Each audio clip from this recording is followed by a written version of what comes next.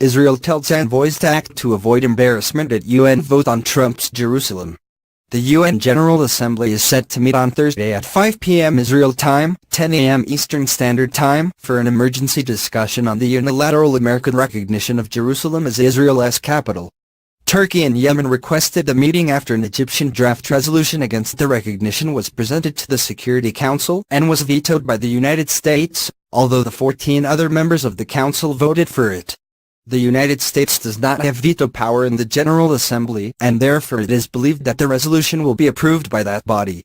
Although the significance of the vote is mainly symbolic, and is intended to underscore previous UN resolutions supporting a two-state solution based on the 1967 lines and rejecting changes in the status of Jerusalem, Israel's ambassadors worldwide have been directed to reduce the expected damage to Israel's image by employing Puerto Rico efforts and urging more countries to oppose their resolution along with the United States. In an urgent cable to Israeli diplomatic missions, the ambassadors were asked to seek meetings with high-level officials to persuade them to direct their representatives at the UN to oppose, not to support, or at the very least not to deliver a speech at the General Assembly. Among the reasons ambassadors were told to cite are that Jerusalem was the de facto capital of Israel long before the United States recognized it as such. A resolution of this kind at the United Nations will damage American efforts toward a peace agreement in the region. The resolution will spur terror and violence in the area, and unilateral steps in the United Nations do more harm than good. The envoys will also pledge to maintain freedom of religion and the status quo in the city. The Foreign Ministry is planning to focus its efforts on Eastern European countries and some African countries with which ties have grown stronger over recent years. However, the ministry also concedes the problematic timing of the meeting, a few days before Christmas, a time when most European capitals' members of the diplomatic services are on vacation, which will make things difficult for the ambassadors. The Israeli mission to the United Nations is also working to prevent embarrassment to the United States in Israel and is acting in concert with the American mission, with the main goal of reducing the number of states delivering a speech at the General Assembly. Israeli ambassador to the UN Danny Danon said to Haaretz that these are futile discussions with no chance. We have no doubt that the resolution will pass. However, the resolution holds no implications, and we call upon Palestinians to stop the incitement and return to the negotiating table. An emergency meeting of the General Assembly can be called in cases when member states believe that the Security Council has failed in its mission to maintain international peace and security. To call the meeting by means of a regular majority instead of the usual two-thirds majority, the Yemenite and Turkish representatives are using the form of a regular open meeting, which has taken place since 1997, on the subject of illegal Israeli actions in occupied East Jerusalem and the rest of the occupied Palestinian territory. Turkish President Recep Tayyip Erdogan declared his intention Tuesday to lead the struggle in the United Nations. God willing, we will bring the resolution to the United Nations General Assembly, which can lead to the rejection of the resolution in the Security Council, he said. Earlier this week, Erdogan pledged that Turkey would open an embassy in East Jerusalem. The day is drawing near when we will open an embassy there, he said.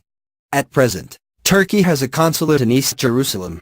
Last week Erdogan hosted a summit of leaders from Islamic countries in Istanbul, following U.S. President Donald Trump's announcement of American recognition of Jerusalem as Israel's capital. Speaking to the members of the Organization of Islamic Cooperation, Erdogan called the declaration a slap in the face of all Palestinians and all peace seekers. In his remarks, Erdogan showed a photograph of Israeli soldiers surrounding a teen arrested in Hebron earlier this month and said, Israel is receiving a prize, although it committed crimes and used excessive force against the Palestinians. Trump's decision ignores our history and international law. The concluding statements of the summit stated, Trump's decision is baseless, and we utterly reject it because it breaches UN resolutions. Even before Trump's declaration, Turkey warned the United States that recognizing Jerusalem as Israel's capital was a red line for Muslims. Erdogan said that such recognition could ignite the region and throw the region into a ring of fire, and that it completely ignored the UN resolution from 1980 regarding the city's status. The Egyptian draft resolution that failed to pass in the Security Council sought to reaffirm that any decisions and actions which purport to have altered the character, status or demographic composition of the holy city of Jerusalem have no legal effect, are null and void. The Egyptians based their draft resolution on UN Security Council Resolution 478 from 1980, passed in protest against the Jerusalem law that declared Jerusalem to be Israel's capital and called on member states not to maintain diplomatic missions in the city. After the Security Council vote, U.S. Ambassador to the United Nations Nikki Haley said that the sweeping support for the draft resolution was an insult. It won't be forgotten.